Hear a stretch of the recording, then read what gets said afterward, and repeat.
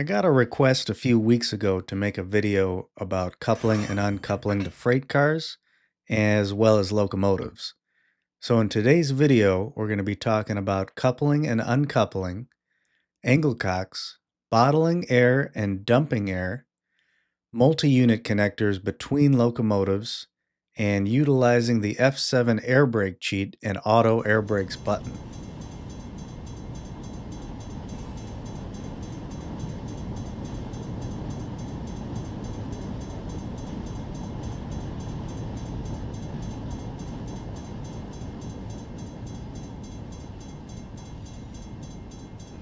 When you're coupling to cars or another locomotive, it's a general rule that you want to keep your speed below 5 miles per hour.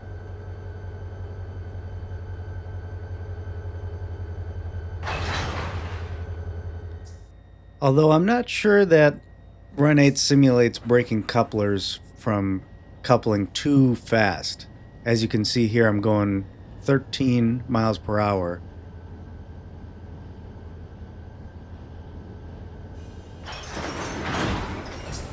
And that was a very hard hit, but if we take a look, the coupler is still intact. When you first couple to a cut of cars that have been sitting and are completely out of air, all of the air hoses will be disconnected and all of the angle cocks will be open. So we can go into our F7 air brake cheat options under the train tab, and we're just going to check air hoses. So now when I hit F7, you see there the air hoses connect. And if we move to the next car, you can see those are now connected, whereas before they were disconnected all the way through the train. So now that all of our air hoses are hooked up, if we take a look at the air tanks on this car, you can see that they're all completely empty. And that goes for all of the cars in this cut. So the first thing you want to do when coupling to an empty cut is go to the back, because you're going to find that the angle cock is open. Remember I said when the cut's empty, they are all open. So you want to click on the coupler, and that'll bring up the menu, and then under angle cock, make sure you click closed. So now that we know that the rear is closed, let's jump back to where we coupled. And we don't want to open up the angle cocks completely. We want to open one of them completely, and the other one we only want to open up partially. And if you look up at the top next to cubic feet per minute, CFM, you'll see that it jumped up to 150, which is the maximum amount of airflow. Now I'm going to pause it here at 60 because that's generally the number where you can open the partially opened angle cock all the way.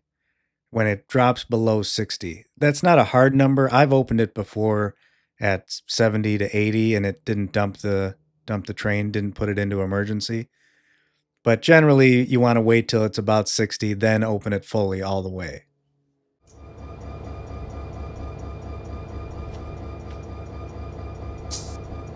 And now I've increased the speed here by 20 times so you can see what it looks like as the tanks and reservoirs in each freight car fill up with air. You'll notice that the brake pipe actually filled up right away, but the aux reservoir and emergency reservoir take quite a while. And now if we head to the back of the train and look at the tanks, air reservoirs on the last car,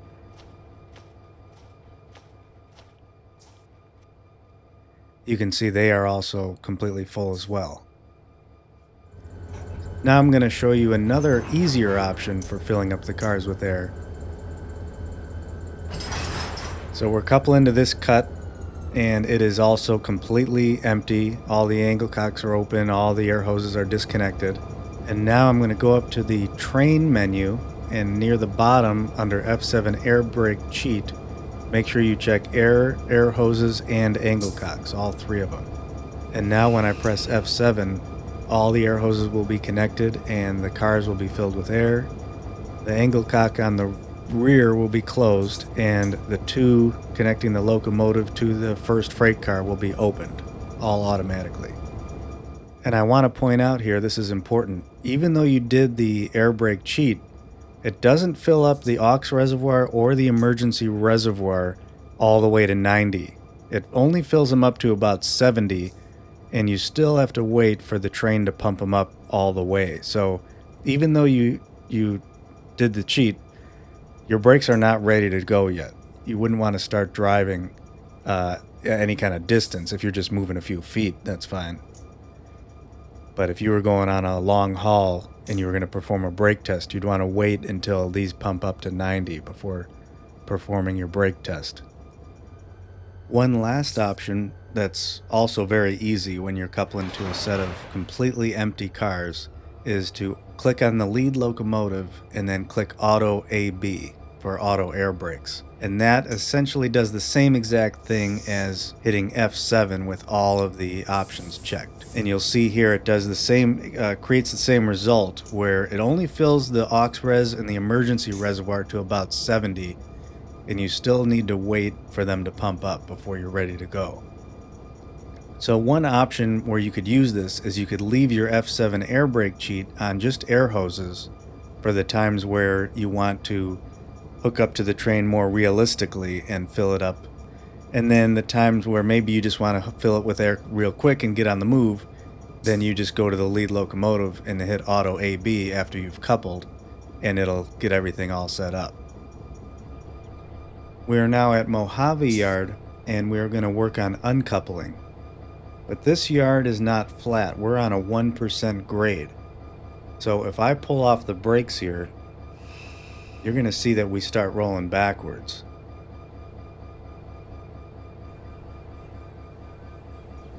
So what I'm going to do is I'm going to keep the first 3 covered hoppers, and I'm going to leave the rest here. And all of these cars are completely full with air, and I'm going to set 6 handbrakes. So the first one I click, and then if you click the next one and hit spacebar, it'll apply the handbrake because that was the last thing you did. The spacebar will always repeat the last thing that you did. So there's 6 handbrakes set. That's what I've been told, is you want to set 6. It might be more or less depending on where you are, but that's what I've heard.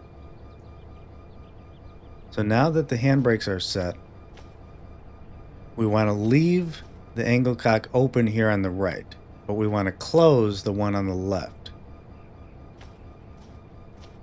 because we want the air to dump from the right side of the cut. So I'm going to click on this coupler and I'm going to hit closed. But we can't open the coupler yet. If you look on the right, you'll see that it says open coupler and it's in yellow. And that's because there's too much stretch force on the coupler right now. So what I need to do is release the brakes, but I'm not going to release them all the way since we're on this hill. I just want to let us just enough, keep them applied a little bit. I got 8 PSI in the brake cylinder. Let's see, go down to 5. And maybe 3. There we go. Now I can apply the independent again, and we've removed that stretch force, or the draft. I was told by one of the viewers that the term is draft, is the tension. They use the word draft. So now you can see I can hit open coupler, and we don't want to double check. So this angle cock's open and this one is closed. I can hit open coupler, and notice I'm not going to disconnect the air hose. And I've been told that you never want to manually disconnect the air hose because it's going to have a lot of pressure in it and it's going to fly around when it disconnects. And if you were to manually try to do it, it would shoot and could hit you in the face or hurt your hand. So you want to just, they're designed to automatically pull apart when the cars separate. So now I can pull forward and you hear that air dump. And if I look at the air on this car, you can see the brake pipe's at 0 because we just dumped it. And you can see the brake cylinder's at 73, so it's fully set, fully in emergency. So now we have hand brakes on 6 cars, and we have the brake cylinders on every one of these cars fully set. so that this cut will stay in place. So now I've got the train back together and I've got the air filling back up. And I'm going to show you, if you want to uncouple and bottle the air rather than dumping it, you can close both of the angle cocks before you split the train, before you uncouple it. And you can either do it one at a time by clicking closed, then clicking the other side of the coupler and clicking closed, or you can hold down shift and click, and it'll do both at the same time. So they're both open now because I was just holding shift. See how they're both open? And if I hold shift and click closed, now they're both closed. So it just saves you a step of having to click on, it's a lot more clicks if you don't do it that way. So now if we wanted to keep the air bottled up in here and not dump the brake pipe and apply all the brakes, all we would do is just hold shift, click closed, and then open the coupler, and then pull forward. And you won't hear the air dump.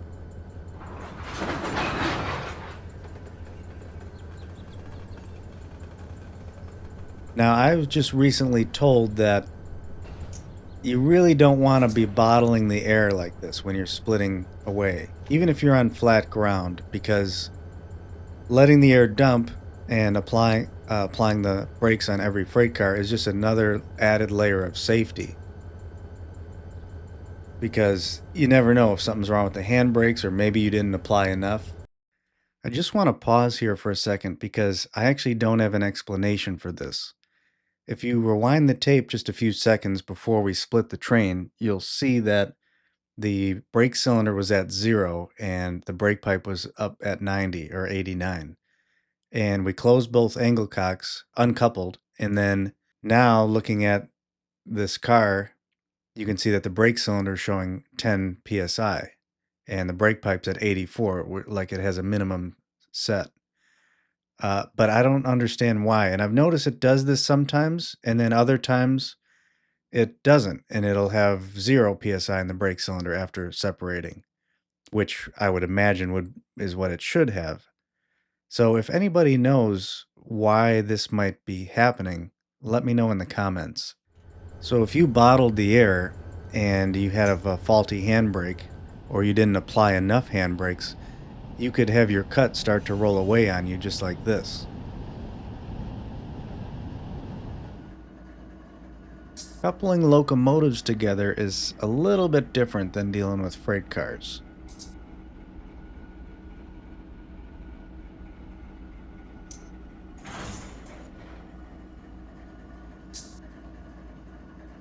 When you first connect them, your lead unit should be showing run and the isolation switch, but you're going to notice the one you just connected to will probably be isolated, and you'll notice here where it says DPU, under DPU helper setup, it'll just say lead, and that's because the multi-unit cable is not connected yet.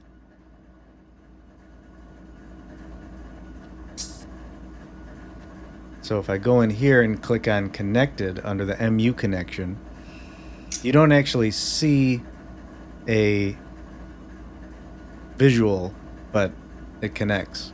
And then I can connect the air hose, and I can open up the angle cocks. And now, if I click this one, you'll see it says MU, or multi-unit. So if I pull up the brakes at the top, you see how the brakes are set. If I release the independent brake, then they both release, because now they're acting as one unit because they're connected. And if I apply the brakes again, and if I go in and disconnect the multi-unit connector here, and now if I release the brakes, you'll see only the lead releases because there's no more electrical connection to this second unit. Now, an easier way, rather than having to go to the coupler, is you can just click your lead locomotive and up here hit auto MU/DP, which is auto multi-unit or distributed power. So if I click that, now you see the brakes releasing at the top. for both of them, because now they're both connected again. And if I apply the independent brake, you see them both apply together. That's going to do it for this video. If I missed anything or you have any other questions, leave a comment below and I will respond as soon as I can. Thanks for watching.